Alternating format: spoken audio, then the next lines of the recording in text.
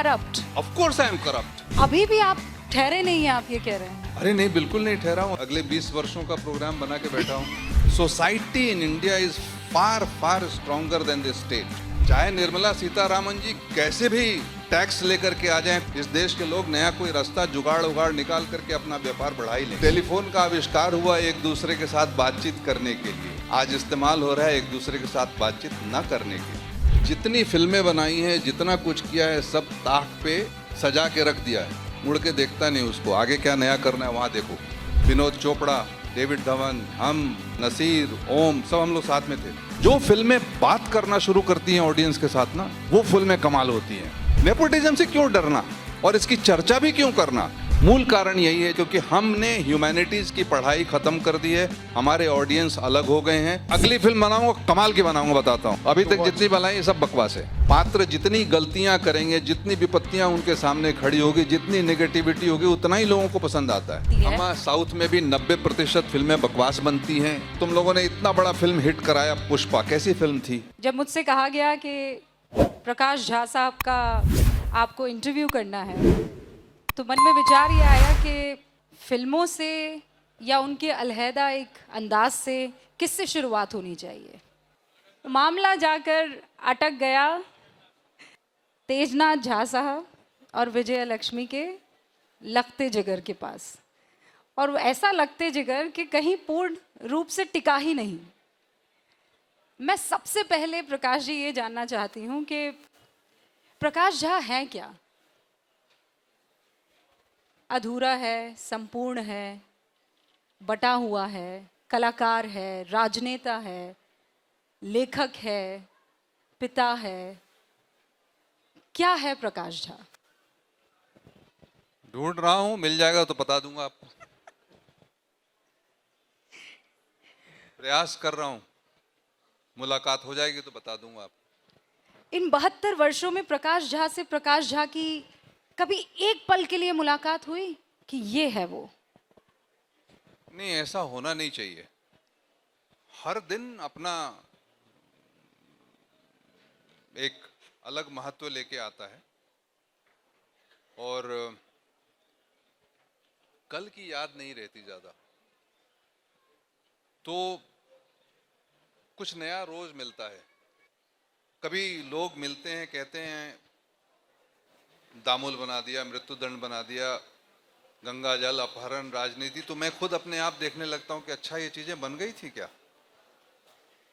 जो आज कर रहा हूं उसकी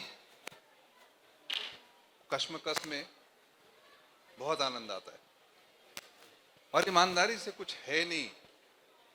सफर में चलता हुआ एक आदमी है और लोग मिलते रहते हैं, जुड़ते रहते हैं, बिछड़ते रहते हैं, तो कोई स्थायी बात बनी नहीं। आप लोगों में से किसी को मिल गया हो तो बता दीजिएगा, कहाँ है प्रकाश झा?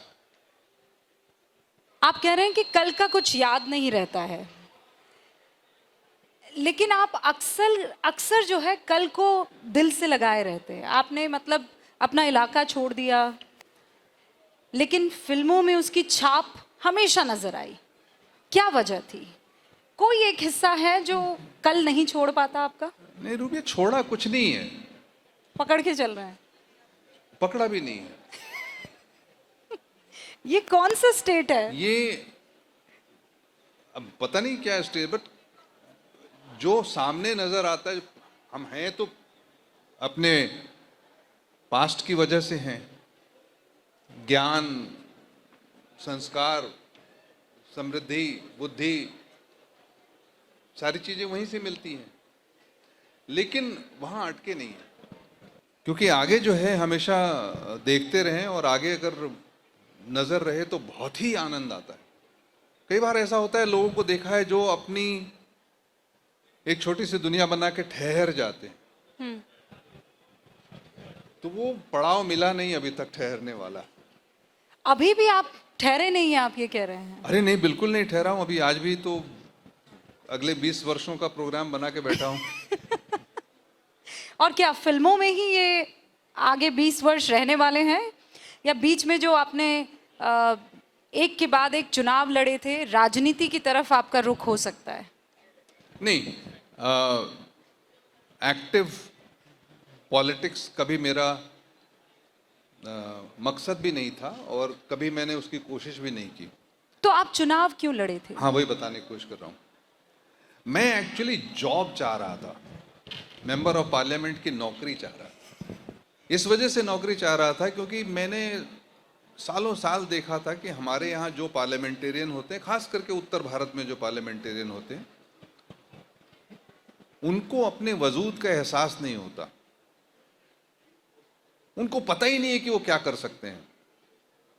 इलेक्शन जीत जरूर जाते हैं, लेकिन आप पीपुल्स रिप्रेजेंटेटिव होकर के एक पार्लियामेंट में जब बैठे हैं तो आप वाकई क्या कर सकते हैं, ये किसी पार्लियामेंटेरियन को, या बहुत सारे, कुछ लोगों को तो है ही पता जो काम करते हैं, कि आपकी एक्सेस जब वहाँ आप बैठे हैं तो लगभग देश विदेश, सरकार, गैर सरकारी और जो भी आप कल्पना कर सकते हैं, उन सारे शिखर पे आपकी पहुंच है। और आप चाहें तो अपने इलाके में अपने लोगों के लिए लगभग हर काम कर सकते हैं। तो हमारे पार्लियामेंट के अधिकांश लोग जो हैं वो कहीं एक हाजिरी में सिकुड़ जाते हैं, 2-4-5 करोड़ उनको मिलते हैं, उसको खर्च करने में सिकुड़ जाते हैं, और पता नहीं और कई कई काम में, लेकिन जो असली काम होता है या कर सकते हैं वो कर नहीं पाए। हमारे पार्लियामेंटेरियन जो थे बेतिया से, जहाँ से मैं खड़ा होता था, वो भी नहीं कर पाते थे। तो मुझे ऐसा लगा एक आध बार अगर ये नौकरी मिल जाए तो कुछ करके बताएं। उसी वजह से इलेक्शन लड़ा था और मैंने निर्धारित किया था कि 10 वर्षों तक प्रयास करूंगा, और अगर हो पाया, लेकिन वो नौकरी मिलती नहीं ऐसे जब तक आप जीतो नहीं इलेक्शन, और इलेक्शन जीतने के लिए मापदंड अलग होते हैं। अगर यूपीएससी की परीक्षा होती ना जिससे इलेक्शन जीत जाता आदमी, तो मैं देता जरूर, बहुत मेहनत करके। लेकिन ये कितनी, आपने 10 साल का टाइम दिया था। मैं ये जानना चाह रही हूँ कि प्रकाश झा जो हजारों लाखों का दिल पर्दे पर जीत लेते हैं, वो जमीन पर वोटर का दिल क्यों नहीं जीत पाए? जीता ना। कहाँ? अच्छा, वोटर का दिल जीते। वोटर का दिल तो जीता ही था। मतलब मैं कहीं से नहीं, राजनीति का कोई बैकग्राउंड नहीं, कुछ भी नहीं, फिर भी आया, बहुत सारे वोट मिले मुझे, 2-2, 2.5 लाख वोट मिले। लेकिन वहाँ तिकड़म कुछ अलग है। जो हमारे देश की जनता किसी को क्यों चुनती है, वो मापदंड अलग है, और उस मापदंड की भी कहानी होनी चाहिए। और अगली कहानी शायद मेरी उसी को लेके है, कि हम किसी को नेता क्यों चुनते हैं। इसके पीछे कई कारण होते हैं। लोकतंत्र जो है आज पूरे विश्व में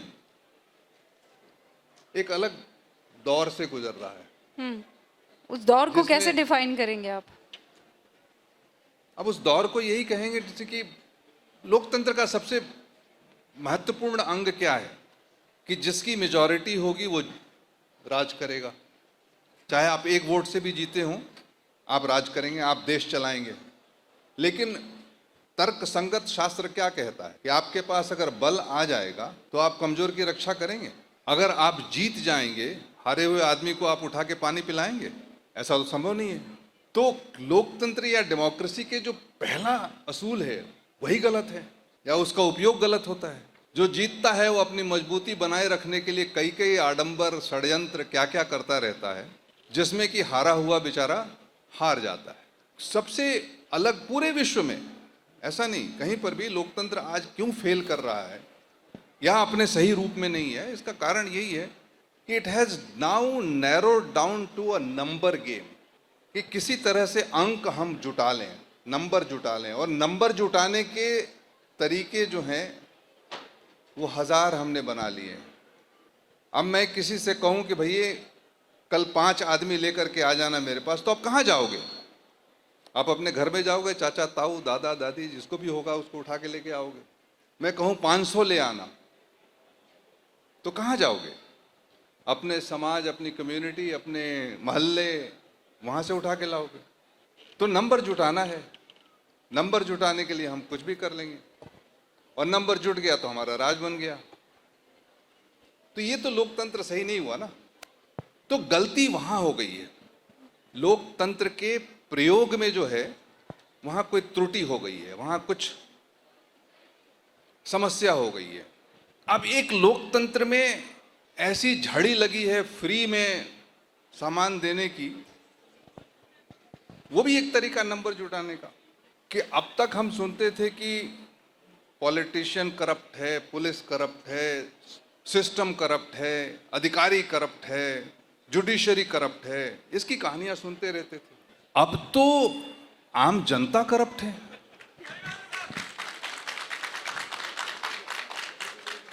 कि वो जनता खड़े होके कहती है, क्योंकि अरविंद केजरीवाल जी ने शुरू किया, फ्री बिजली फ्री पानी लगा, बड़ा अच्छा काम हो रहा है, फ्री में बस में ट्रैवल करो।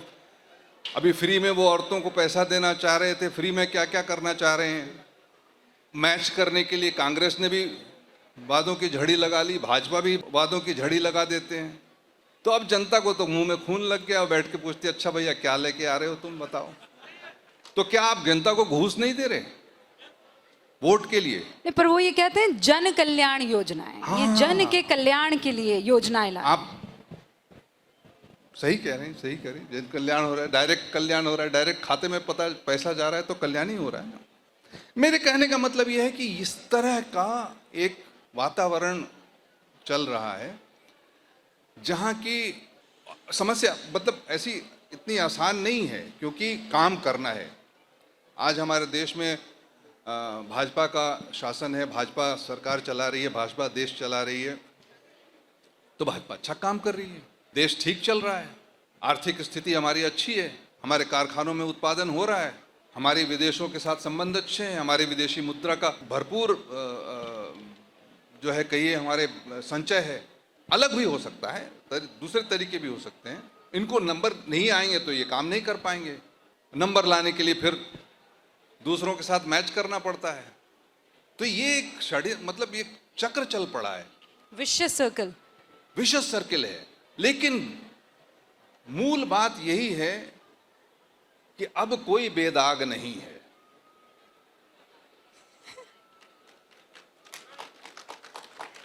एक आम आदमी सड़क का या खेत के मेड़ पे बैठा हुआ आदमी भी उतना ही करप्ट है जितना इस देश का सिस्टम करप्ट है। सब मिले हुए हैं जी, सब मिले हुए हैं। ये बड़ी अच्छी बात हो गई है, मतलब इसमें मैं कोई बुरी बात नहीं मानता हूं। मेरी अगली कहानी यही है। इसे कहते हैं समा बांधना। अब बाकी जो भी चीजें हैं वो आप पर्दे पर देखेंगे। तो चूंकि आप राजनीति में गोता मार चुके हैं प्रकाश जी, और मैं चाहूंगी कि आपके प्रकाश को कोने कोने तक राजनीति के डालकर जनता तक पहुंचाए। आपने कहा कि सब कुछ अच्छा चल रहा है, मतलब अलग वे भी हो सकता है जो लोग सोच रहे हैं। इस वक्त आप आज की पॉलिटिक्स को कैसे देख रहे हैं, या फिर मैं इसे और थोड़ा सा निचोड़ दूं तो दो लोग आमने सामने खड़े हैं। राहुल गांधी ये कह रहे हैं कि जातिगत जनगणना होनी चाहिए। वो ये कह रहे हैं कि आप जितने भी बड़ी पोस्ट हैं वहां देख लीजिए, क्या कोई दलित है, क्या कोई पिछड़ा है, क्या कोई आदिवासी है। और इधर नरेंद्र मोदी भाजपा ये कह रही है कि एक हो तो सेफ हो, कटोगे तो बटोगे। कौन सही लग रहा है आपको? वो नंबर जुटाने के तरीके हैं। अभी दोनों की स्थिति बदल दें अगर, संवाद भी बदल जाएंगे। आप आज कह रहे हो कि जातिगत गणना होनी चाहिए, 60 साल तक क्या कर रहे थे आप?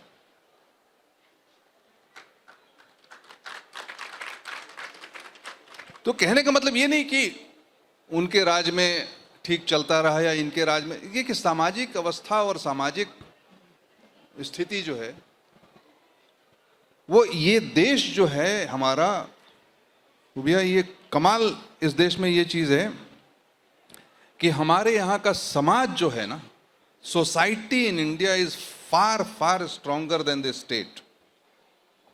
Please understand this. इसमें क्या मैं कहने की कोशिश कर रहा हूं कि जो सत्ता होती है उससे ज्यादा मजबूत हमारा समाज होता है, हमेशा रहा है।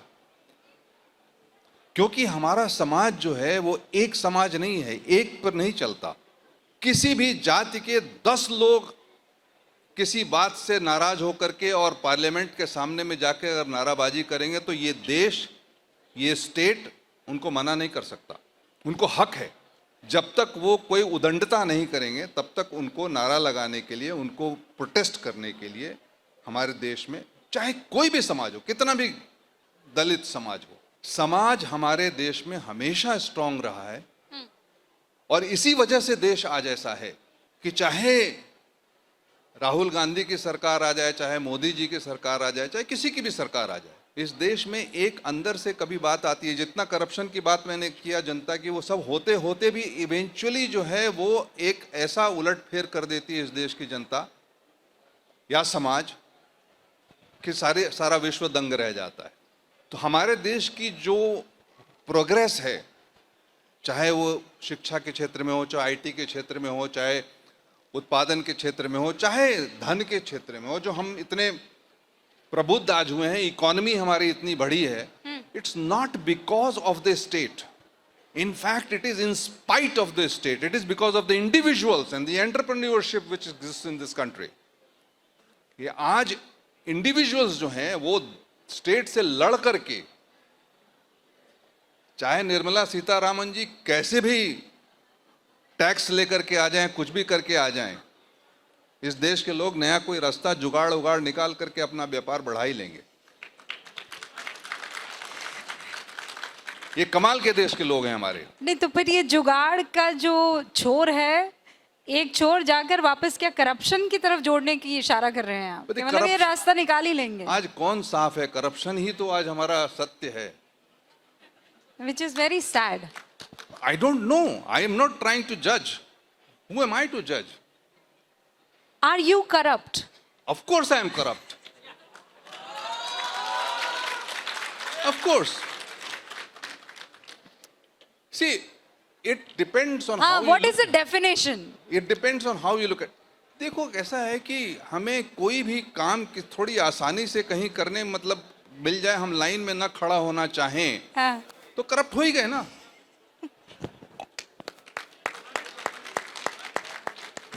सीधी सी बात है। तो हम इसमें जज नहीं कर सकते। आज कोई ऐसा नहीं है, क्योंकि वो समय गया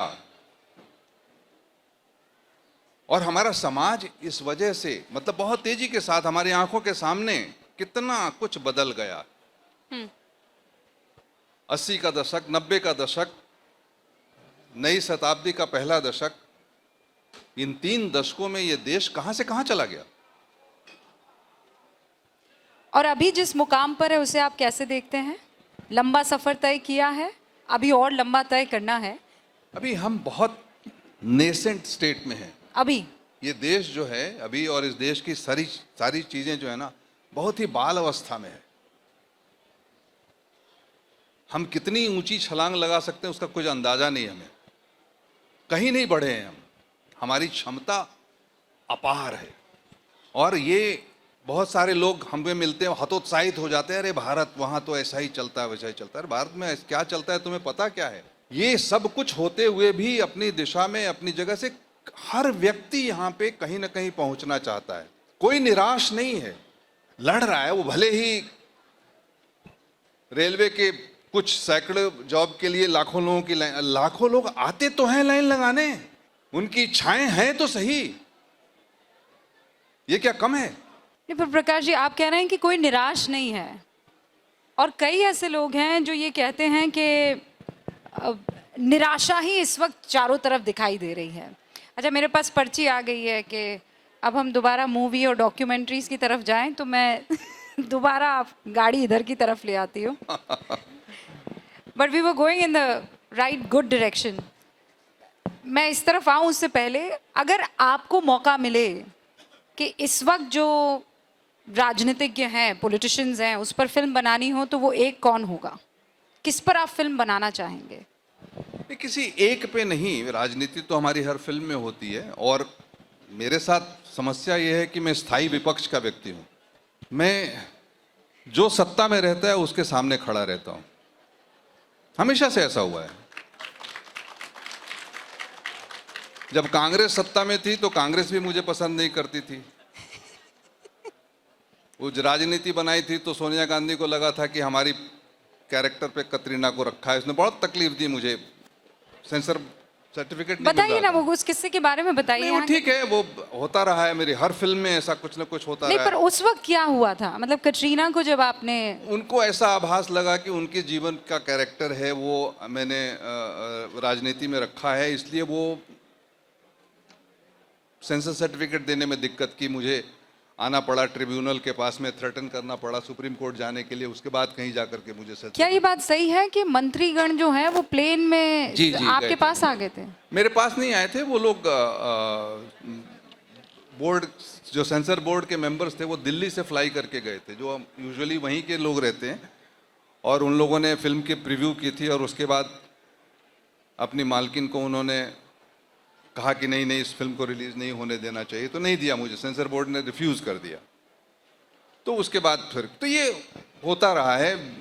गंगा जल मैंने बनाई तो बिहार में बहुत हंगामे हो गए, आरक्षण बनाई तो कई सरकारों ने बैन कर दिया। ये हमारी फिल्म के साथ हमेशा होता रहा, लड़ाई होती रही है, और मैं इसमें किसी तरह से नेगोशिएट करके अपनी फिल्में बनाता रहा हूँ, आज भी बनाऊंगा, कोई दिक्कत की बात नहीं है। अभी मेरे साथ दिक्कत ये रहती है कि मैं सरकार के मंच पे खड़ा नहीं होता हूँ, नहीं होता हूँ। मैं आपके सामने हूँ, आपका मित्र हूँ, लेकिन आपकी चाय नहीं पीऊंगा, इसमें क्या दिक्कत है? तो मैं स्थायी विपक्ष का व्यक्ति हूँ, इसलिए मैं किसी एक व्यक्ति के ऊपर फिल्म नहीं बनाऊंगा। लेकिन जो व्यवस्था है, समाज जैसे चल रहा है, जिसकी वजह से परिवर्तन हो रहा है, उसकी बात तो होनी चाहिए। और चूंकि व्यवस्था की आपने बात की है, आपके मुख से कई बार आईटीए का जिक्र सुना है। मतलब आईएएस आईपीएस नहीं, आईटीए। सबसे पहले होना चाहिए था Indian teaching services. Indian teaching services, ITS. ऐसा क्यों कहते हैं आप? हमने आज़ादी के बाद में इतनी बड़ी गलती की, बहुत सारा कुछ एक साथ करने की कोशिश में, और नेहरू जी की सरकार ने बड़े बड़े इंडस्ट्री, बड़े बड़े बहुत योजनाएं लाने की और देश को आगे बढ़ाने की के प्लान्स हुए। करना हमें दो ही चीज चाहिए था,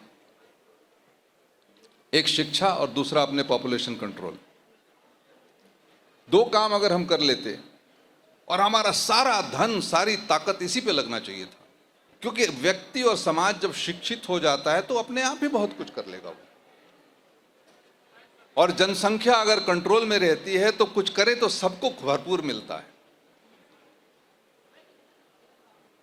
और इस देश में शिक्षा जो है, क्योंकि शिक्षा हमारी संपत्ति, समृद्धि और हमारी स्थापना रही है, ज्ञान, हमारा अध्यात्म, ये हमारी स्थापना है। और शिक्षक को हमारे यहां भगवान से भी ऊपर माना गया है। गुरु गोविंद दो खड़े काके लागू पाए। तो पहला जो होना चाहिए था कि जो सबसे मजबूत, प्रबुद्ध और ज्ञानदायी दिमाग है वो शिक्षक बने। आज आईएएस को अगर 1 लाख की सैलरी मिलती है तो शिक्षक को 5 लाख की सैलरी मिले। उसके पास बंगले रहे, गाड़ी रहे, उसको किसी चीज की चिंता ना करना पड़े, सिर्फ वो ज्ञान दे। तो सबसे ऊपर इंडियन टीचिंग सर्विसेज होना चाहिए था। आज भी अगर हम कर दें, क्योंकि आज हमारे समाज की स्थिति दुर्दशा जो है कि हमारे यहाँ शिक्षक का मान खत्म हो गया है, और जिस समाज से शिक्षक का मान खत्म हो जाए वो समाज दूसरित हो जाता है। ये ठीक वही हुआ है कि पिछले 20 वर्षों में इस देश में पूरी शिक्षा जो है वो बदल गई है कि हमारे यहाँ अब 12वीं पास करने के बाद, अब नहीं, आज से 10 साल पहले से, 2010-2008 के समय से ही, जिसकी वजह से मैंने आरक्षण बनाई थी कि जब बच्चे 12वीं पास कर देते हैं तो एक ही चीज बनना चाहते हैं, वो मैनेजर बनना चाहते हैं या इंजीनियर बनना चाहते हैं। सब जगह मैनेजमेंट के स्कूल्स खुल गए या आईटी के स्कूल्स खुल गए, कॉलेजेस खुल गए। इतिहास, साहित्य, समाजशास्त्र, भूगोल, प्योर साइंसेस, फिलॉसफी, दर्शन शास्त्र, कोई इन विषयों पे पढ़ाई नहीं करना चाहता। इसको ह्यूमैनिटीज कहते हैं। जो हमको हमारे ज्ञान से परिचय कराती हैं, हमारी जड़ें मजबूत करती हैं, उनको हम पढ़ना ही नहीं चाहते। नतीजा, आज की पूरी यंग जनरेशन जो है वो दूसरी जनरेशन आ गई है जिनकी जड़ें खत्म हो गई हैं, दूसरे तरह के लोग हो गए हैं। आज हमारा सारा ज्ञान स्मार्टफोन पे आ गया है, हमारे सारे संबंध स्मार्टफोन पे आ गए हैं। कितने लाइक, कितने डिसलाइक, कितने क्या, कौन कितनी रील बना रहा है, आपके सामने नजर आ रहा है ये सारा। तो जिस समाज से आप ह्यूमैनिटीज निकाल दोगे वो समाज कैसा होगा? तो आज हमारी ये दुर्दशा उसी वजह से है। मैं इसको जजमेंट नहीं करना चाहता हूं कि तो चलो एक नए तरह का समाज पैदा हुआ, नए तरह के बच्चे पैदा हुए। आज ये किताब लिटरेचर फेस्टिवल लग रहा है और बुक फेस्टिवल लग रहा है। बहुत अच्छा है कि लोगों में किताब के लिए श्रद्धा, किताब के लिए दोस्ती, किताब के साथ संबंध बनाने की कोशिश हो रही है। नहीं तो पढ़ते कहाँ हैं लोग आजकल? हम पहले चलते थे, किसी गांव में जाते थे, रास्ता पूछना होता था, किसी दुकान पे पूछते थे, किसी से पूछते थे भैया कहाँ से, तो वो 3 सवाल हमसे पूछ लेता, कहाँ से आ रहे हो, अच्छा वहाँ कैसा है, अच्छा फला वहाँ उनके यहाँ से आ रहे हो, हम गए थे उस गांव में देखने, कहाँ जाना है तुमको, वहाँ जाना, अच्छा वहाँ नहीं, इस रास्ते से मत जाना, वो नाला टूट गया है, अच्छा आए हो देर से, थोड़ा पानी पी के जाओ, गुड़ खा के जाओ। मतलब उसके साथ संबंध हो जाता था रास्ता पूछने के चक्कर में। आज तो हम पूछते ही नहीं। कि मैं अक्सर कहता हूं कि टेलीफोन का आविष्कार हुआ एक दूसरे के साथ बातचीत करने के लिए, आज इस्तेमाल हो रहा है एक दूसरे के साथ बातचीत ना करने के लिए। तो आपका रिश्ता कैसा है टेलीफोन से? ऐसे रूठा रूठा रहता है?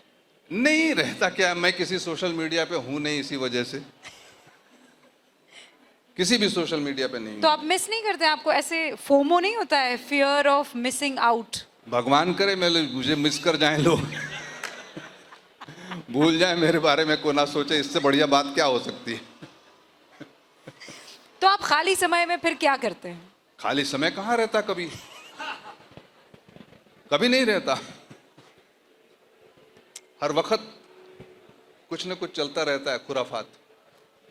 तो वो खुराफात कैसे होती है? वो बातचीत के जरिए होती है, अभी देखिए, किताबों के जरिए होती है? नहीं, सोच विचार, लिखना, समझना, बार बार लिखना, कुछ न कुछ प्रयोग करते रहना, कुछ न कुछ प्रोजेक्ट चलता रहता है, हर वक्त आनंद रहता है। एक समय होता है जब आप केवल आप होते हैं और कुछ नहीं, कोई सोच नहीं, कोई विचार नहीं। नहीं, ऐसा नहीं होता। मैं कोशिश करता हूँ लेकिन ऐसा होता नहीं। मैं एकांत में चला जाता हूँ अक्सर। हाँ, फिर? और फिर भी वो काम ही करने के लिए, वो जो जिस विषय पे काम कर रहा हूँ उस पर ध्यान देने के लिए, उस पर ध्यान से काम करने के लिए। लेकिन ऐसा कभी नहीं होता कि कुछ करने को नहीं है। ये प्रयास करता हूँ, कभी थोड़ा ध्यान में बैठता हूँ कि एक न सोचने की प्रक्रिया में जाऊँ, जिससे दिमाग को भी थोड़ा रीसेट होने का टाइम मिल जाए। हाँ, नहीं ऐसे जस्ट थोड़ा आराम दे दें उसको। लेकिन होता नहीं है, वो हम खुराफात चलता रहता है हर वक्त। और सबसे ज्यादा खुराफात क्या चलती है प्रकाश झा के दिमाग में? कहीं कोई ऐसी क्वांटिटी थोड़ी है, इतना परसेंट ये उतना परसेंट वो, हर कुछ ना कुछ चलता रहता है। आईटीए की आपने बात की, ये मुझे लगता है हर एक शख्स जो है इसको अग्री करेगा कि टीचर्स के लिए एक ऐसी व्यवस्था होनी चाहिए। दूसरा आपने कहा मोबाइल से रिश्ता, तो क्या करें फिर? स्विच ऑफ करके फेंक दें उसे? हो जाए तो बड़ा अच्छा हो, भगवान करे ऐसा हो जाए। एक दिन जैसे मैं नीलेश के साथ इंटरव्यू करते हुए अचानक मेरे मन में आया कि क्या ही मज़ा आ जाए कि अचानक से दुनिया भर के सारे टेलीफोन जो है वो निरस्त हो जाए। तो फिर हमें बात करना पड़ेगा, लोगों के पास जाना पड़ेगा, और तब अपने से पहचान होगी। हम तो अपने को भी भूल गए हैं। तो इस पर आपने सोचा कभी एक कुछ बनाया जाए? ऊपर वाला क्या बना रहा है देखते हैं। वही तो बना रहा है। मुझे लगता है बहुत बड़ा षड्यंत्र है ये। पूरी ह्यूमैनिटी को आइसोलेट करने का कोई षड्यंत्र चल रहा है। और किसी ने बड़ा थ्योरी अच्छा दिया है कि लगता है कि कोई दूसरे ग्रह के लोग जो हैं उन लोगों ने कोई प्रोग्राम बना के भेजा है कि इससे, अभी तो आप देख ही रहे हो, एआई जो है वो इस कदर चल रहा है कि मतलब ह्यूमन एआई बहुत जल्दी आने वाला है, ह्यूमनॉइड जिसको कहते हैं। उसके बाद आपको पहचान करना मुश्किल हो जाएगा, आपके क्लोन्स घूमते रहेंगे। तो ये बहुत हमारे जीवन काल में ये होने वाला है, चिंता मत करो। हाँ, मतलब सोचिए ना, मैं एआई प्रकाश झा का एआई रूबिका लियाकत इंटरव्यू करते हुए, एक वक्त आ सकता है जब ये आ हो। सकता है कि हाथ काट के देखना पड़ेगा कि अंदर तार वार हैं कि खून मांस है। यहाँ जो युवा इस वक्त मौजूद है, मुझे लगता है कि ये उस मुकाम पर है जहाँ ना वो पीछे मुड़कर देखना चाहते हैं और आगे का तो पता ही नहीं है कि क्या होने वाला है। आप उनको क्या एडवाइस करेंगे? मैं क्या एडवाइस करूंगा? मैं तो उनसे ही सीखता रहता हूँ। मैं कौन होता हूँ उनको एडवाइस देने वाला? जो युवा है वही सिखाता रहता है। जो चल रहा है, जो चलन है, वहीं से सीखना पड़ता है। और मजा इसी में है। और जो कर रहे हो उसमें अगर विश्वास रख के, अगर ईमानदारी से करते रहे तो अच्छा है, ना भी किया तो भी ठीक है। आप हर मोड में, हर मुद्रा में प्रसन्न हैं, हाँ? तो यही फॉर्मूला दे दीजिए, कैसे संभव हो पाता है? ये मिला तो भी अच्छा, ना मिला तो भी अच्छा। देखो ऐसा है रूबिया कि मेरे लिए कुछ इस तरह की प्रबुद्ध बातें करना बड़ा आसान है, क्योंकि लोग कहेंगे अच्छा आपको सब कुछ मिल गया, आपको नाम प्यार सब कुछ मिल गया, आप आसानी से बोल सकते हैं। इसलिए मेरे लिए बोलना ठीक नहीं है। मुझे बड़ा प्यार करते हैं लोग, कहीं भी जाता हूँ श्रद्धा करते हैं, आपकी ये फिल्म देखी, वो फिल्म देखी, आप ऐसा करते हैं, आप ऐसा सोचते हैं। ऐसा कुछ है नहीं, मैं वही हूँ। और ये लोग नहीं जानते, लोगों के मन में श्रद्धा होती है, प्रेम होती है, लोग आते कोई सेल्फी खिंचाना चाहते हैं, कोई बात करना चाहते हैं, तो मैं समय दे देता हूं उनके साथ में। बट उन्हीं से मिलता है मुझे कुछ। जो हो रहा है, जो घट रहा है, जिस तरह समाज चल रहा है, वो तो कमाल है। नहीं, पर प्रकाश जी, वो इसलिए महत्वपूर्ण है कि आप भी जो युवा यहाँ पर बैठा है उस दौर में थे, and you were also very confused man at that time. How do you know that? I can look. I was never confused. You were in सैनिक स्कूल, आपने वो कंप्लीट नहीं किया। फिजिक्स की पढ़ाई आपने वो बीच में छोड़ दी। फिर आप पुणे गए, वो भी कंप्लीट नहीं हो पाया। और फिर आपको एमएफ हुसैन की पेंटिंग अचानक दिखी और आपको लगा बस यही है।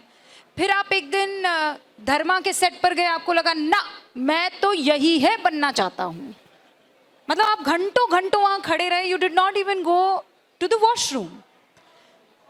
तो एक जगह आई होगी ना, मतलब कई बार आपको लगा होगा नहीं मुझे नहीं सैनिक बनना है। फिर आपको लगा नहीं मुझे फिजिक्स को आगे नहीं लेगा। मेरी बात कह दी कि मैं कंफ्यूज था नहीं, मुझे फिजिक्स लगा नहीं, छोड़ो इसको, ये जिंदगी नहीं है, आर्मी था, छोड़ो इसको। मतलब इतना स्ट्रेट दिमाग था कि इवेंचुअली जो मुझे मिल गया कि हाँ इसमें सारी चीज़ें हैं, फिल्म मेकिंग में इसमें सब मौजूद है, साइंस भी है, आर्ट्स भी है, जिंदगी भी है, साइकोलॉजी भी है, देश भी है, समाज भी है, सारा कुछ है इसमें। जो कहना चाहते हो, जो कल्पना करना चाहते हो, जो नया बनाना चाहते हो, जो कहीं भविष्य में है, जो किसी ने देखा नहीं, जो इनएनिमेट है, वो सारा कुछ तुम कह सकते हो यार इसके जरिए, यही सही से। तो ये क्लैरिटी तो थी, कंफ्यूजन तो था नहीं। तो और लोग कहते हैं कि संघर्ष बड़ा किया। संघर्ष क्या किया? आपने कोई एहसान थोड़ी किया, आपने अपना काम किया। आप लगन के साथ एंजॉय करके काम करते रहे, हर रोज कुछ ना कुछ जुड़ता गया। 1 से 2, 2 से 4, 4 से 8, ऐसे जुड़ते चले गए। तो इसमें तो आनंद ही आया, संघर्ष कहां हुआ? तो ये जीवन में अगर कोई भी करता है, काम करता है, अब लोग निराश भी हो जाते हैं, कभी कोई चीजें नहीं होती हैं, वो भी सही है।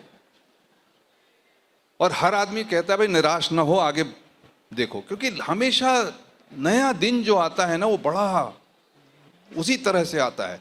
ऐसा नहीं होता कि दिन कभी धीमा हो जाए, समय कभी रुक जाए, ऐसा कभी नहीं होता। नहीं, मैं ये प्रकाश जी, मैं इसी बिंदु को थोड़ा सा बड़ा करना चाह रही हूँ। आप समझिए ना, मतलब यहाँ से किसी एक शख्स को उसे अपने सपने पूरे करने हैं और वो अभी भी अपने आप को खोज रहा है कि उसे करना क्या है। आप जाकर एक रेस्टोरेंट में मैनेजर भी बन जाते हैं, आपको तकलीफ नहीं होती है, मज़े में आप वो काम कर रहे हैं। आप बुक कीपिंग मतलब मुंशी जी भी बन जाते हैं, जाकर के फलां ने इतना काम किया, इसे इतना पैसा मिल जाएगा, इतना। आप फोटोग्राफी करने लगते हैं और आप कह रहे हैं ये संघर्ष नहीं, ये आनंद है। मैं कह रही हूँ यहाँ से किसी एक युवा को जो वो चाहता है करना, उसके अलहदा कुछ काम करवा दीजिए। मैं शिकायत नहीं कर रही हूँ, मैं उसके मोड को समझा रही हूँ। उसे लगता है जीवन व्यर्थ है, अब करना ही क्या है, छोड़ो, मतलब मैं इसके लिए बना हूँ क्या। मैं आपके उस स्टेट ऑफ माइंड को समझना चाह रही हूँ कि आप अपने आप को संभालते कैसे थे। छोटी सी बात है, मंजिल आप तक थोड़ी आएगी, आपको चलना तो पड़ेगा ना।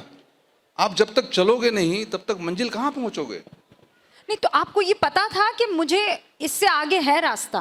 नहीं, वो रास्ते निकलते चले गए ना, आप चलते तो रहो। कंसिस्टेंसी आप कह रहे हैं। बिल्कुल।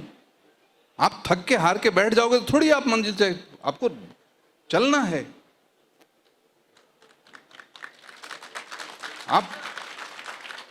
आपके पास कुछ आने वाला नहीं है। कई बार मुझे यंग लोग आते कहते कि कैसे अचीव करें। कैसे अचीव करें, ये तो तुमको करना है। कि मुझे कोई चांस नहीं देता। क्यों देगा भाई चांस? आपको चांस तुमको बनाना है। मैंने इतना सीखा, मुझे इतना क्षमता, अच्छा है, बढ़िया है, और सीखो। रुक तो नहीं सकते ना, क्योंकि रुक गए तो कुछ भी आएगा नहीं। चलते रहोगे तो कहीं मुलाकात होगी, कहीं पड़ाव मिलेगा, कहीं कोई हाथ पकड़ने वाला मिलेगा। चलते तो रहो, रुकना नहीं है, बस चलते ना रहना। ना, कभी रुकना नहीं है। रुकने का तो सवाल ही नहीं होता। आपके जीवन में ऐसा कभी कोई मोड़ नहीं आया जब आपको लगा हो कि बस अब बहुत पा लिया, बहुत कर लिया, अब ठहर जा प्रकाश, रुक जा? जितनी फिल्में बनाई हैं, जितना कुछ किया है, सब ताक पे सजा के रख दिया है। मुड़ के देखता नहीं उसको, आगे क्या नया करना है वहां देखो। बहुत।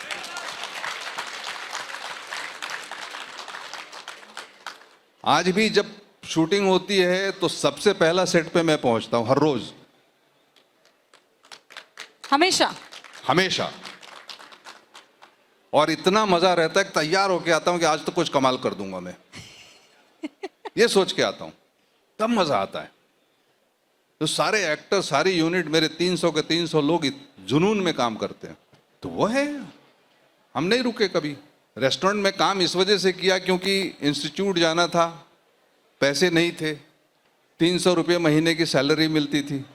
तो 9 महीने काम किए, पैसे जमा किए, वो तो जाकर के इंस्टीट्यूट गया। वो भी बंद हो गया। तो वो 1 ही साल का पैसा जमा हो पाया था पास में। 1 साल खूब मेहनत करके वहाँ इंस्टीट्यूट में बहुत सारी फिल्में एडिट कर ली। ये सब हमारे साथ के पढ़ने वाले लोग हैं। विनोद चोपड़ा, डेविड धवन, हम, शहीद मिर्जा, नसीर, ओम, सब हम लोग साथ में थे।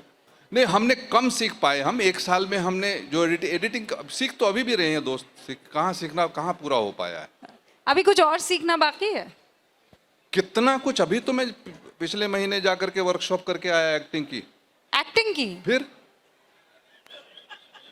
क्या सीखे? सीखा, सेंस मेमोरी सीख के आया थोड़ा। कुछ बताइए ना, कैसे मतलब? एक्टिंग तो ऐसा है, अनंत है। एक सेकंड, बस एक सेकंड। तो Prakash Jha enters the classroom और वहां पर एक्टिंग सिखाने वाला जो था, उसने कैसे देखा आपको? नहीं, हमारे टीचर हैं वो, इंटरनेशनल वर्कशॉप था। हाँ हाँ। अभी जो मैं करके आया था वो बर्लिन में करके आया था।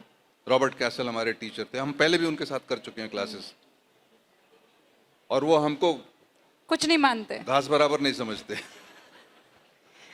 पता है उनको कि हम हमारे काम देखे हैं उन्होंने, हाँ। लेकिन क्लास में तो हम वैसे ही हैं, हमको भी याद करना ही पड़ता है, हमको भी सीखना पड़ता है, हमारे सवाल देना, हमें अपना कैरेक्टर तैयार करना पड़ता है, हमें अपने चीज़ें तैयार करनी पड़ती हैं, और हमें बेसिकली क्या है, एक एक चीज़ की समझदारी होती है। एक एक्टर को सांस जो लेते हैं ना, सांस हम अगर मैं आपके साथ बैठूं और बात करना शुरू करूं ना, तो हमें पता ही नहीं है कि हम सांस कैसे लेते हैं, सांस क्यों लेते हैं, सांस का क्या मतलब है, सांस का एक्टिंग में क्या महत्व है। और जब आप सीखना शुरू करें तो इसका प्रयोग कैसे हम करेंगे एक्टिंग में, क्योंकि हमको पता नहीं है कि हर चीज जो हम सोचते हैं, देखते हैं, जो हमारे साथ घटता है, उसकी प्रतिक्रिया पहले हमारे अंदर जो होती है वो सांस के ऊपर होती है। कोई अच्छी बात देखते हैं तो सांस हमारी अलग चलती है, कोई बुरी बात देखते हैं तो सांस अलग चलती है, सुगंध होता है तो सांस अलग चलती है, दुर्गंध होता है सांस अलग चलती है, कोई भयानक चीज होती है सांस अलग होती है। कहते सांस रुक गई, और हर वक्त हमारे साहित्य में इस्तेमाल सांस, सांस क्योंकि प्राण है। अब इस सांस रूपी यंत्र को एक एक्टर कैसे इस्तेमाल करे अपनी एक्टिंग में, इसके ऊपर सालों काम हो सकता है।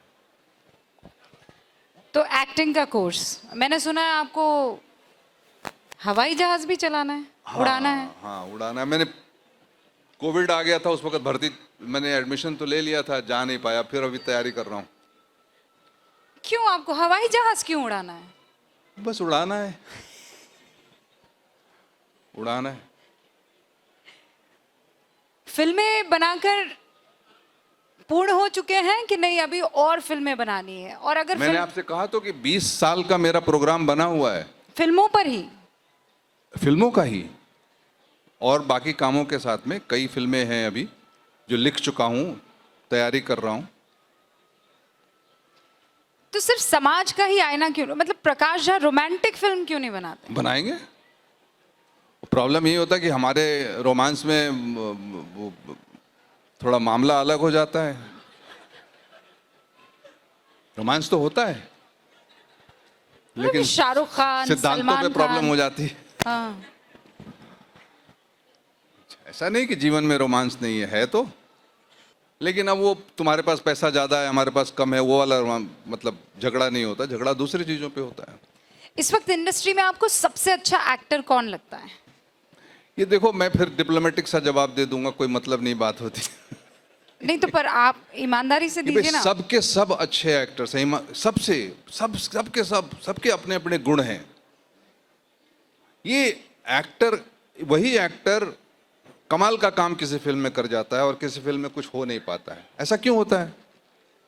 सब डिपेंड करता है कि विषय क्या है, किस तरह से उसको इंटरप्रेट किया गया है और किस तरह से उसमें जम गया है वो। अरे कमाल की चीज होती है ना, एक्टर का क्या है कि वो कोई डेफिनेशन नहीं हो सकता। लंबा चौड़ा खूबसूरत सा दिखने वाला आदमी भी बहुत घटिया एक्टर हो सकता है, और एक आम आदमी सड़क पे चलने वाला भी इतना खूबसूरती से कनेक्ट करेगा कि वो कमाल कर सकता है। क्या होता है किसी को पता नहीं, कैसे जनता के साथ जुड़ता है, कैसे उसके तार जुड़ जाते हैं, किसी को पता नहीं है। आप सबने इसके उदाहरण देखे होंगे, मैं नाम नहीं लेना चाहता हूं क्योंकि बात सही नहीं है, लेकिन ये होता है कि मैं बात कर रहा हूं, कैसे आप मेरे साथ जुड़ गए, कोई कुछ भी बोलता रहे आप उसके साथ जुड़ते नहीं, आपको मिनट घंटों लगते हैं। फिल्मों के साथ भी ऐसा होता है, जो फिल्में बात करना शुरू करती हैं ऑडियंस के साथ ना, वो फिल्में कमाल होती हैं। जिनको हम सिर्फ देखते रह जाते हैं और उठ के चले जाते हैं, वो भी ठीक ठाक होती हैं, लेकिन जो फिल्म आपसे बात करने लगे वो जीवंत हो जाती है।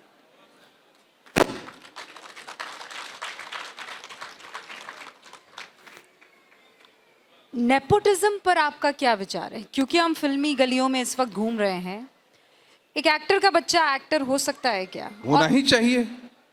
नहीं, आपको लगता है कि उसे उसे तो प्लेसमेंट क्या अच्छा मिल प्रॉब्लम है? जाता है? व्यापारी का बेटा व्यापारी होगा, पॉलिटिशियन का बेटा पॉलिटिशियन होगा, तो एक्टर का बेटा एक्टर होगा, लेकिन उसके एक्टर होने से फर्क क्या पड़ता है? जनता उसको मानेगी तो एक्टर बनेगा, नहीं तो नहीं बनेगा। लेकिन क्या ये सही है कि दर्जनों एग्जाम्पल ऐसे हैं जहां बड़े बड़े स्टार के लोग लॉन्च हुए हैं और फिर धाराशायी हो गए हैं, क्योंकि जनता को मान देना है। नेपोटिज्म से क्यों डरना और इसकी चर्चा भी क्यों करना?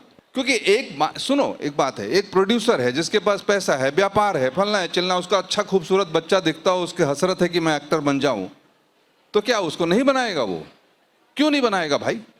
नेचुरल है। लेकिन वो हिट होगा कि नहीं, ये उसके हाथ में नहीं है।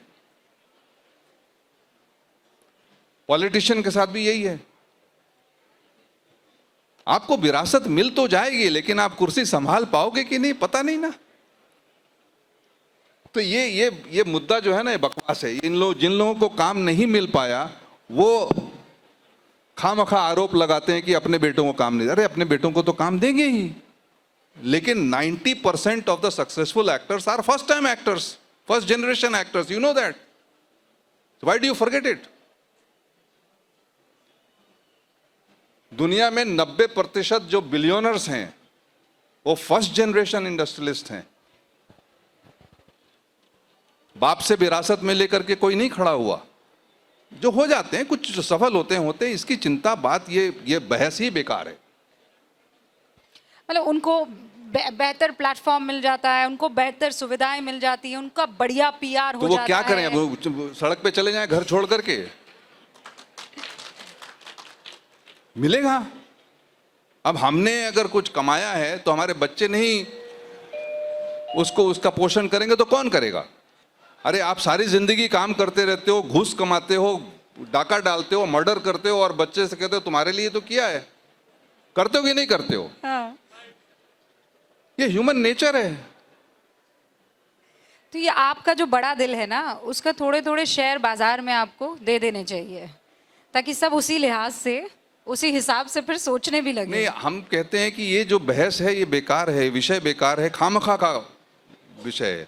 हम क्रिएटिविटी पर बात करें, हम रचनात्मक बात करें तो ज्यादा अच्छा रहेगा। तो आजकल फिल्में आपको क्रिएटिव लगती हैं? आपको लगता है कि बढ़िया मार्केट है इन फिल्मों अभी का? देखो, ऐसा है कि हम कठिन समय से गुजर रहे हैं हिंदी फिल्म इंडस्ट्री में खास करके। मूल कारण यही है जो मैं कह रहा था थोड़ी देर पहले, क्योंकि हमने ह्यूमैनिटीज की पढ़ाई खत्म कर दी है, हमारे ऑडियंस अलग हो गए हैं, और हमारे जो भोजन है वो सब फास्ट फूड हो गया है। तो गहराई वाली चीजें जब नहीं होती हैं तो हम उसके साथ जुड़ नहीं पाते।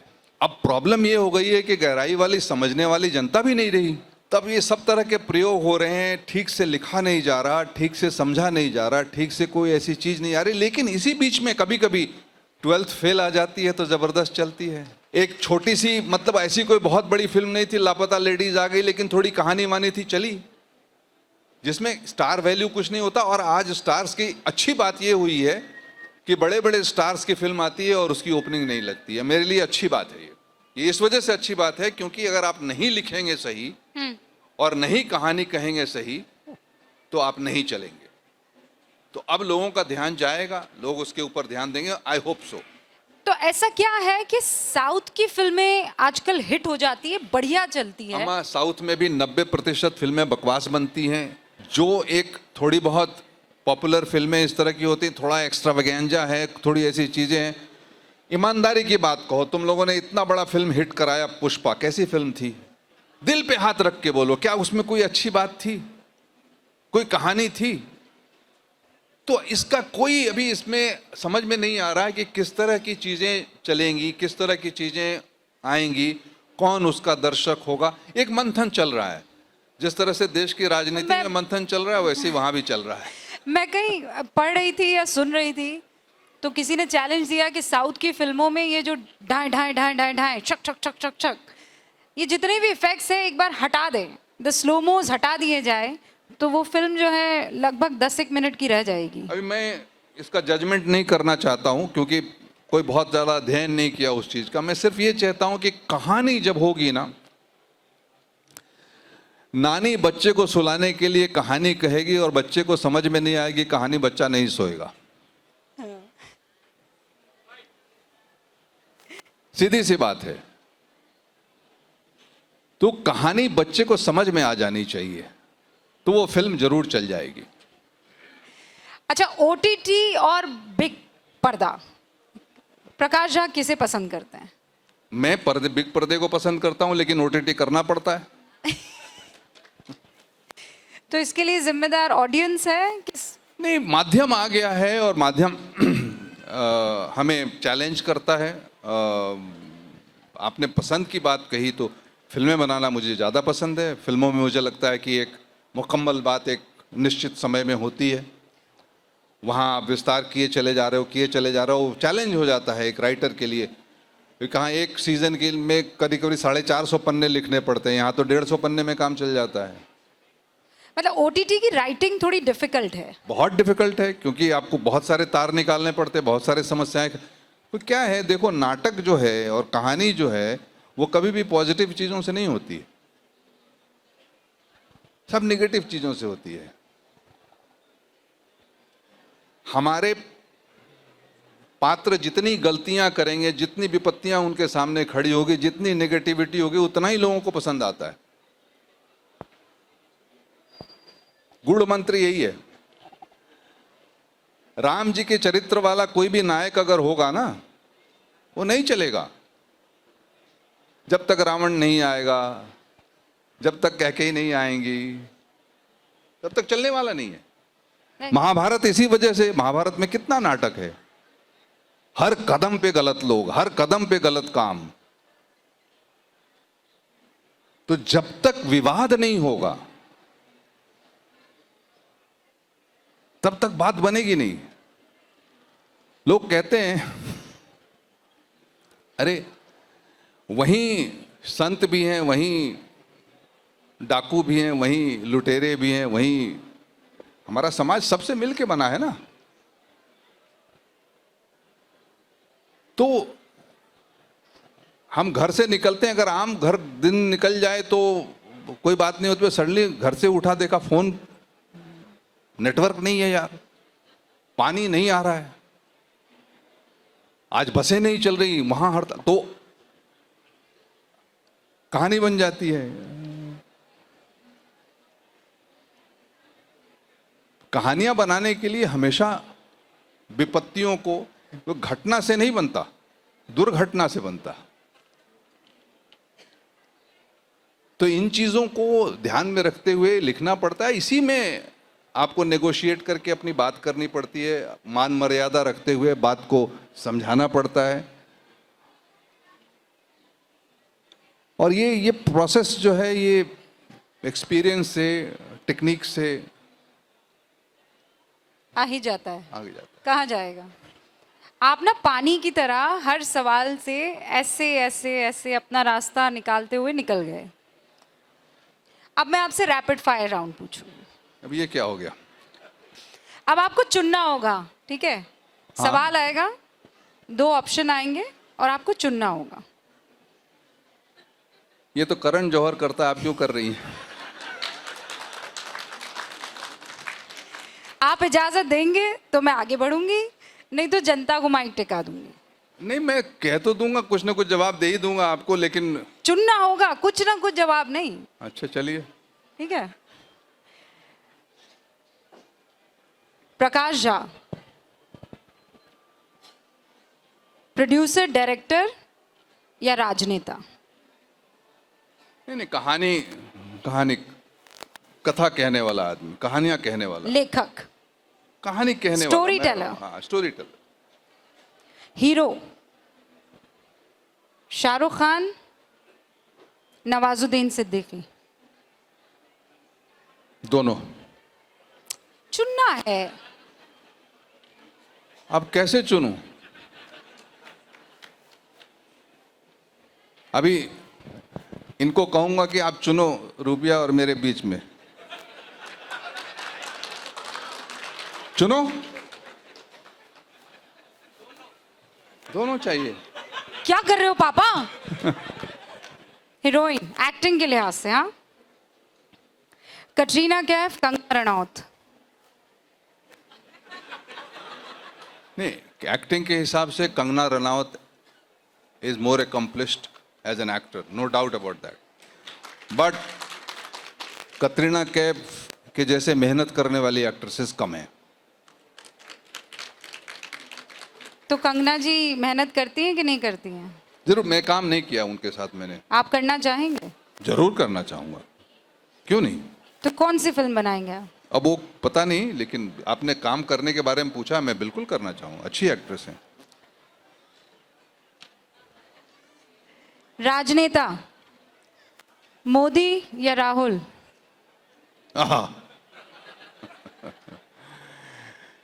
इस प्रश्न का उत्तर देना मुश्किल है, लेकिन आज के देश की परिस्थिति देखते हुए मोदी जी अच्छा काम कर रहे हैं।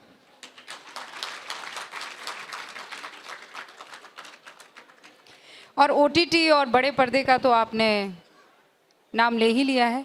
पुराने हीरोज में आप दिलीप साहब को पसंद करेंगे या देवानंद को? दिलीप साहब जैसा एक्टर नहीं हुआ इस देश में। लो भाई। और गानों में आपका पसंदीदा सिंगर कौन है? मतलब किशोर साहब या मोहम्मद रफ़ी? ये रोज बदलता रहता है, हैं? गाने गाने पे बदलता रहता है। अच्छा, आपका फेवरेट गाना कौन सा है? अब ये भी बड़ा मुश्किल है, मूड पे डिपेंड करता है। हाँ रोज। अभी ये कभी कभार देख लेता हूँ, ये जो रियलिटी शोज आते हैं इसके अंदर जो बच्चे गाते हैं, क्या कमाल के गाते हैं, बाप रे क्या कमाल के गाते हैं। मतलब अपने देश में ये मैं सोचता हूँ कि कितनी संपत्ति भरी पड़ी है, कहाँ कहाँ इस देश में कला, और कैसे कैसे लोग भरे पड़े हैं। बहुत बढ़िया। आपने तो बहुत शानदार जवाब दिए। आनंद, अब मैं आप लोगों के बीच आ रही हूँ, एक एक करके आप लोग सवाल पूछेंगे, मर्यादा का पूरा ध्यान, और स्टेटमेंट से बेहतर होगा कि आप सवाल पूछें। एक लाइन का सवाल पूछें, आपको जवाब मिलेगा। शुरू करें? हाँ ठीक है। अच्छा, सवाल है आपके पास? ओके। आप भी पूछना चाहते हैं? ठीक है।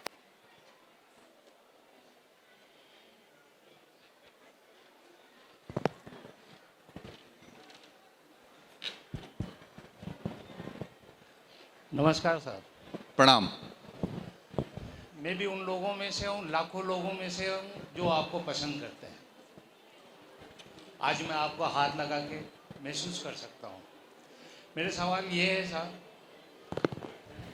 क्या आपको गुस्सा आता है, और अगर आता भी है तो सामने वाले को कितना नुकसान तक पहुँच जाता है? गुस्सा आता है, और जब आता है तो सामने वाले को तहस नहस करने का मन करता है। जो मर्यादा की मांग होती है उसके हिसाब से, जहाँ जैसी ज़रूरत होती है उस हिसाब से काम कर लेते हैं। सामान्य सा व्यक्ति हूँ साहब, हर चीज़ आती है।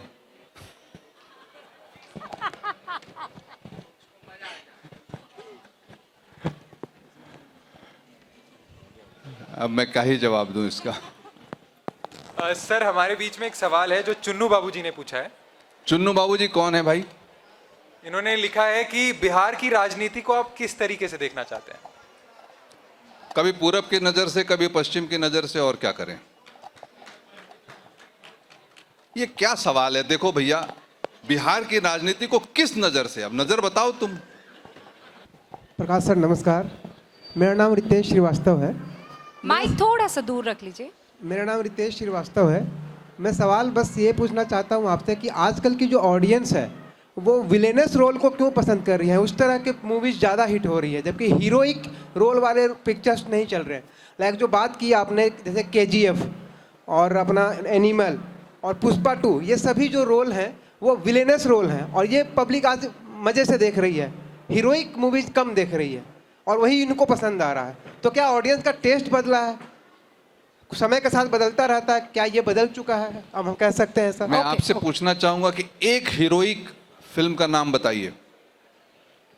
सर आपने जैसे अपहरण बनाई, उसमें वो विलेनस रोल था, लेकिन आपने एक्टर को लास्ट में मार दिया क्योंकि वो गलत रोल पर था, गलत मार्ग पर बट था। है, लेकिन क्या था, गलत रास्ते पे गया ना। जी सर गया। तभी इंटरेस्टिंग हुआ ना। बट सर आपने आज तक लोग कहते हैं वो सीन क्या था साहब, जेल के अंदर में गया नाना पाटेकर और अजय देवगन का। तो ये हमने अभी तो एक्सप्लेन इतना किया कि हमारे अंदर जो ड्रामा जो है ना वो नेगेटिविटी से ही बनता है। अब सीधी सी बात यह है ना कि रामायण कैसे खड़ी होती अगर रावण नहीं होता तो, द्रौपदी नहीं होती, दुर्योधन नहीं होते तो महाभारत कैसे खड़ा होता। तो ये हमारी नियति नहीं, ये बेसिक टेनेट है ड्रामा का। तो ये इसके लिए कोई चिंता करने की जरूरत नहीं है। आपके अंदर में, सोसाइटी के अंदर में, इंडिविजुअल के अंदर में काफी ताकत है समझदारी की, सत्य की, सही की, मर्यादा की, कि वो इन चीजों को छांट देता है। आप एंजॉय करते हो पिक्चर, आपने एनिमल एंजॉय की, घर में आके आप एनिमल के जैसे बिहेव करोगे तो नहीं करोगे ना। आप सबके अंदर बेसर सेंसिबिलिटी है, हमें अच्छा करने की भी शक्ति है, हमें बुरा करने की भी शक्ति है। हम ज्यादा करके अच्छे रास्ते पे चलते हैं, सही रास्ते पे चलते हैं, नियम कानून पालते हैं, लेकिन मन करता है कभी यार शॉर्टकट मार दें, सिग्नल जंप कर जाएं। तो ये है हम सबके अंदर चीज है, इसके बारे में ज्यादा चिंता नहीं करनी चाहिए, आपको अपने हिसाब से चलना चाहिए। बैठिए। नमस्कार सर, मैं वैसे आपकी एक मूवी में छोटा सा रोल कर चुकी हूँ, भोपाल में आपने सत्याग्रह रजय बनाई जी थी। जी जी। और मेरा प्रश्न आपसे है कि आपके जैसी सोच वाले बहुत युवा हैं, तो क्या आप उनके लिए कोई प्लेटफॉर्म बनाएंगे कि जो इस सोच के साथ आगे बढ़ पाए? प्लेटफॉर्म मतलब ऐसा कोई उनको किसको? इस युवाओं को। आज युवाओं में भी कई सोच आपकी जैसी रखते हैं, हाँ। लेकिन उन्हें आगे कोई मौका नहीं मिल पाता। ऐसा वो बने- निकालेंगे मौका, उनके साथ हम चलेंगे। बिल्कुल। तो आपकी तरफ से ऐसा कोई आह्वान होगा तो वो तो जरूर मैं आपके थोड़ी साथ- झंडा उठा के खड़ा हूं, मैं तो साथ चलने वालों में हूं। हाँ, तो कोई तो बोलेगा तभी तो वो आगे बढ़ पाएंगे। ऐसा बस क्यों? है।